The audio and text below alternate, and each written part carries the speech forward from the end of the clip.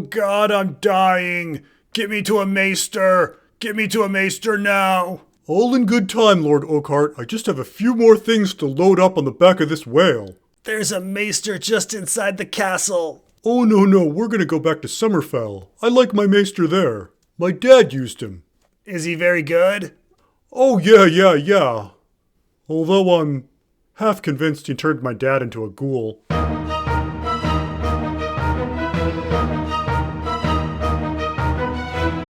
And our episode begins at high tide, with Corlys feeling sad that Rhaenys is dead. Okay, ignoring the fact that Corlys was on Dragonstone and not Driftmark when Rhaenys left, how did he and Rhaenyra hear about the battle so quickly? When we last saw Rook's Rest, it was falling to the Greens. I can't imagine the Greens would send a raven out to the Blacks about conquering the castle. That would endanger their returning army, that included the king. And if the Rook's Rest Maester sent one out before the fall, how is he so sure that Rhaenys was dead?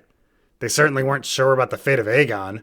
It's just really weird that they have such great information on the battle when the last couple episodes were specifically about the fog of war and the inability of the Blacks to know exactly what was going on in the Crownlands. Look, I'm gonna stop you right there because you need to conserve some energy. What? What are you talking about? It's just that the next scene, well... Are you sitting down? Okay, I'm prepared. Well, this is what happens next. Wait, what? What? Meleis's head is still smoking. It's still smoking, and Orwyle says the next hours with Aegon are critical. Has it only been a few hours? How?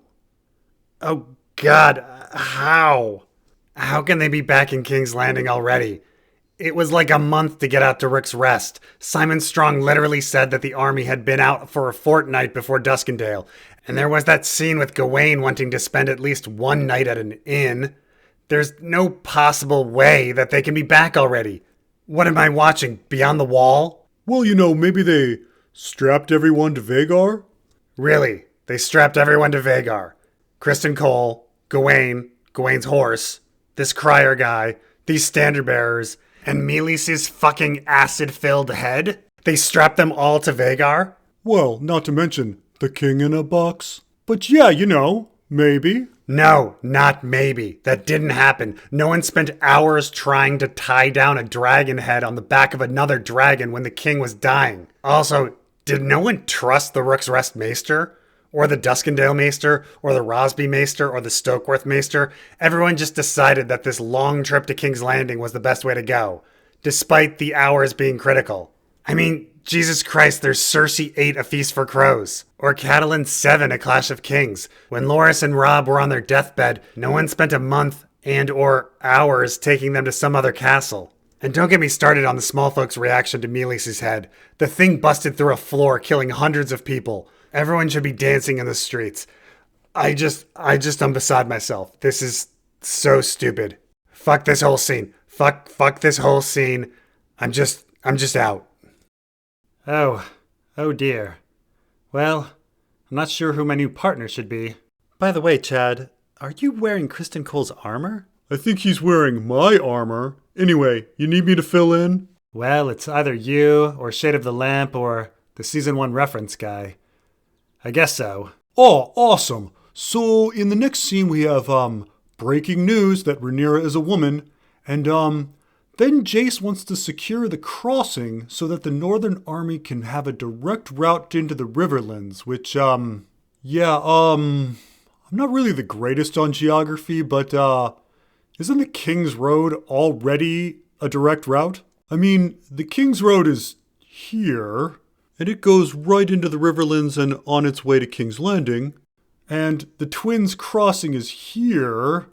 Oh, I think I figured it out. Jace wants the crossing so he can sneak attack Jaime in the Whispering Woods. A pretty good plan. Just make sure you marry that Frey daughter. Chad, Jaime's not going to be born for another century and a half or so. Oh, well then this is stupid. And so next we have Damon trying to get the Brackens to bend the knee to him, and then, quite boldly, they tell him to pound sand. And so Damon tells Willem Blackwood to, do less fighting and, wink wink, more persuading, wink wink. And then Willem says that every man has a weakness. Wink, wink. So he goes forth. Did Damon order Willem Blackwood to fuck Amos Bracken? What? No, he ordered him to terrorize his small folk. Really? 'Cause where I come from, less fighting and persuading and the weakness of men mean very different things. Anyway, over in the Eyrie, Jane Eyre tells Rhaena that she's upset that she doesn't have a good dragon. Oh, and by the way, your grandma's dead. And back on Dragonstone, breaking news, Rhaenyra's a woman. And then we get to Damon fantasizing about banging a woman who we think first might be Emma Arryn. But turns out, womp womp, it's his mom. Man, if I had a nickel for every time that happened to me. You accidentally banged your mom? No, I accidentally banged Damon's mom. And then the Strongs offer Damon some duck and some goose. Wasn't duck versus goose the whole discussion of being straight versus gay in season 1? I mean, it's also a very successful children's book series, but yes, that was in fact the discussion, and it must be the implication when this Strong tells Damon that he prefers goose. And what does that have to do with Damon banging his mom? Hard to say, but anyway, Simon wants some money to repair the castle, and Damon says that he should be addressed as king.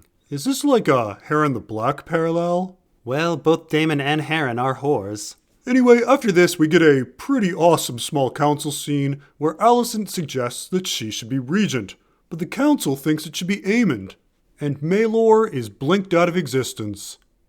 I suppose it's more merciful than being torn to pieces. So next we get to Hugh the Hammer, whose wife is upset that there's no food in the city because the naval blockade, so she wants to leave. Yeah, again, I'm not that great on geography, but isn't King's Landing on the mainland? Yes, it is. So why would a naval blockade affect the amount of food in the city? Am I supposed to believe that King's Landing was importing food from Essos or somewhere? Well, I'm not sure, but the hungry small folk try to leave the city, but are not allowed to by order of Prince Aemond. Hugh the Hammer's family, for example, wants to go to Tumbleton in the Reach. I mean, not to harp on this, but if small folk can walk to where food is, why can't food be brought to the city? I mean, I guess I just don't understand geography. Well, speaking of geography, we then find Jace at the Twins, asking the Freys for the crossing because Jason Lannister is marshalling in the west and they need to stop him before he reaches Riverrun. Thus, they need the crossing for the Northmen. Okay, now this suddenly makes sense. Before Jace was talking about getting an army before Damon raised one, and Damon was focusing on marching on King's Landing, and Rhaenyra's small council was focusing on striking King's Landing. So before the crossing was useless, but this is the first time we've heard about them wanting to defend Riverrun. It's only now that the crossing has any purpose. Yeah, I guess on the flight over he realized the plot was gibberish and decided to fix it himself. A real victory for Jace. I sure hope nothing happens to him. Anyway, then Damon decides to have another discussion with Alice Rivers, who... So I hear that Alice Rivers doesn't actually exist. She's like Tyler Durden, a figment of Damon's imagination. Like, no one else talks to her. Doesn't Simon Strong look at her in this scene? I mean, he looks at something, but it could be like a shadow or an old lady or a barn owl or Damon's mom or anything. And then she straight up disappears behind Simon's back, which means she either vanished magically or, is squatting down. I'm kind of 50-50 on that. Aren't people also saying that she's a green seer? Oh, absolutely, which means the three-eyed raven wasn't real either. Bran and Mira just made all that shit up. There was no cave, there was no time travel, there were no Children of the Forest grenades. Mira and Bran just ate some bad mushrooms in the forest, and Jojen, Hodor, and Summer died. Well, I only wish Arya had those mushrooms in Bravos as well. But anyway, Corlys is feeling sad and tells Baela that he wishes to sail off into the west and be lost. And Baela says that he did that before. Oh, so Baela is really horrible at geography as well. No wonder she couldn't find Cole's army. Corlys then offers Dragonstone to Baela, and she refuses. Because she's blood and fire. Man, those are some great house words. As good as coming as winter. And then some Riverlords arrive in the middle of the night to wake up Damon and complain about the treatment of Bracken's small folk. Totally a dream. Yeah? What makes you think that? Well, first of all, one of the lords is a Mallister, and that's like a month's journey. No lord or lady is going that far. And if they did, they wouldn't all arrive at the same time. But second, why would these lords confront a man who has a dragon in the middle of the night, when they could just send a raven? It's just needlessly risky and stupid. And third, why would any lord or lady care about the small folk? Besides Edmure Tully in the book, mildly caring, I don't think anyone else gives a fig. The whole scene didn't happen. Hallucination. I mean, jetpacks and stupidity also seem to exist in this world. No, it's just like Jaime and Euron's fight. It's a hallucination. Well, we then get Aemond in the throne room, who's confronted by Helena, and it's a bit weird that there's no guards around, especially after the blood and cheese incident. Hallucination. And then we get to Rhaenyra and Jace, speaking of their place in the war, and suddenly an epiphany comes to Jace. There are plenty of dragons on Dragonstone. They just need to find riders. It's a mad thought, Rhaenyra says. Oh my god, I had to come back. It's just too much. Why is this happening now? This was already brought up in Season 1, Episode 10. There are also unclaimed dragons. Seasmoke still resides on Driftmark. Vermithor and Silverwing dwell on the Dragon Mound. Still riderless. Then there are the 3 wild dragons, all of whom nest here. And who is to ride them? Dragonstone has 13 to their 4. And Damon went on to sing to Vermithor.